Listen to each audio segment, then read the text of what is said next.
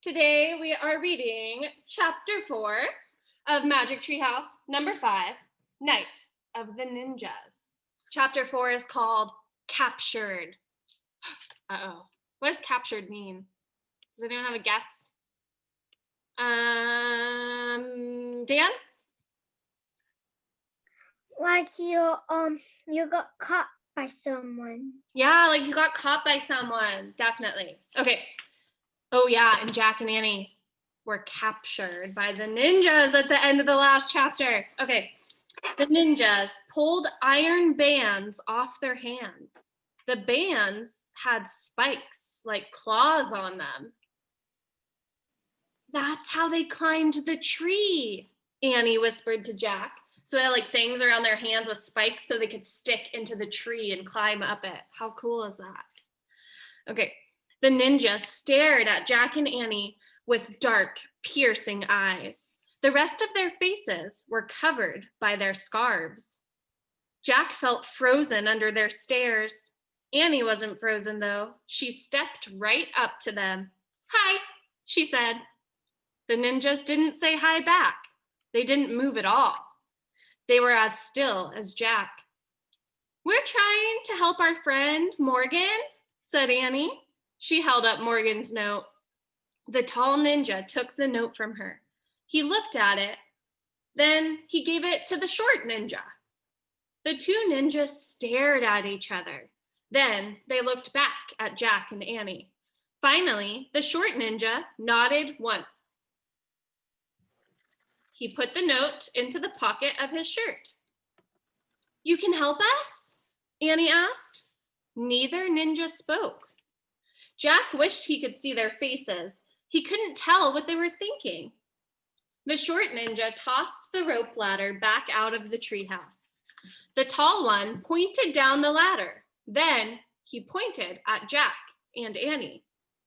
Uh-oh, thought Jack. Were they being captured? "Us? Go with you?" asked Annie. The ninja nodded. "Oh boy," said Annie. "Oh boy, is she nuts?" wondered Jack. The short ninja darted down the ladder. He went hand over hand.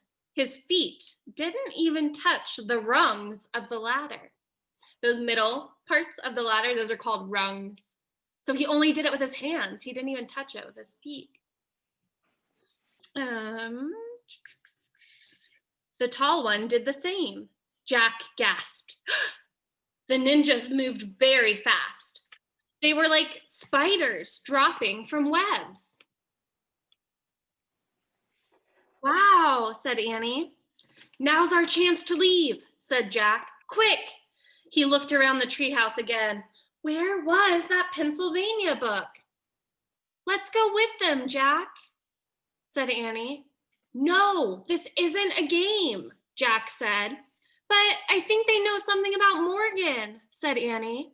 She started down the ladder. "Come back," said Jack, but it was too late.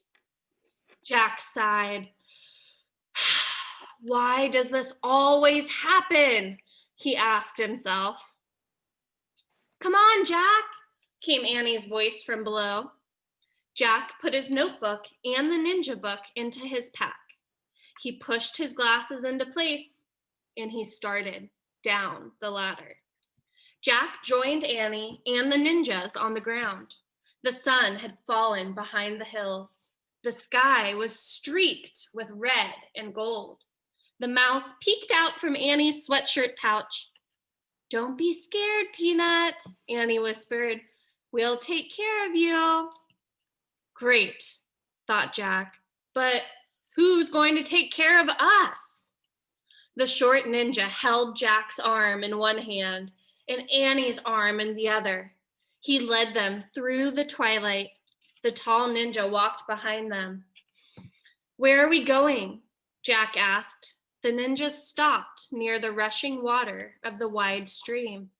The water roared as it raced downhill. The short ninja looked at Jack and Annie. He let go of their arms. Then he pushed them toward the stream. "You want us to cross it?" shouted Annie. The ninja nodded. Then he and the short ninja stepped into the wild stream. They started wading across. Let's run back to the treehouse, said Jack. No, we have to follow them, said Annie, for Morgan's sake. Jack took a deep breath. She was right. Annie grabbed Jack's hand. Together, they stepped into the water. Yikes! They both screamed and jumped out. It was the coldest water Jack had ever felt. It was colder than ice. It was so cold, it felt like fire. Has anyone ever touched something really cold and it starts to feel hot? What did you feel, Kelsey, that felt that way? Sometimes when I touch a bowl and it's really hot, I thought, oh, it's cold. I don't want to eat it. Oh, awesome. Instead, it's hot. Sometimes when I'm having a bath, the water is so cold. Yeah. Has anyone ever been to the snow before? And if you touch snow for too long, it starts to feel kind of hot. That's like something that happens sometimes. Okay. Hold on, I lost my spot. Oh, it was so cold, it felt like fire. I can't go back in, said Annie, shivering. Me neither, said Jack. I'll have a heart attack. The ninjas looked at Jack and Annie. Then they turned around and came back. The tall ninja grabbed Jack. Help, Jack cried. But the ninja lifted Jack high into the air and put him on his shoulder. The short ninja put Annie on his shoulder. Then the two ninjas stepped into the stream again. The icy, wild waters swirled around them. It went up to the short ninja's waist, but the ninjas moved through the stream as calmly as two sailing ships. Here they are on the ninja's shoulders, crossing the icy stream. And that's the end of the chapter. So tomorrow we'll read chapter 5. Chapter 5 is called Flames in the Mist. Ooh, I can't wait to see what happens.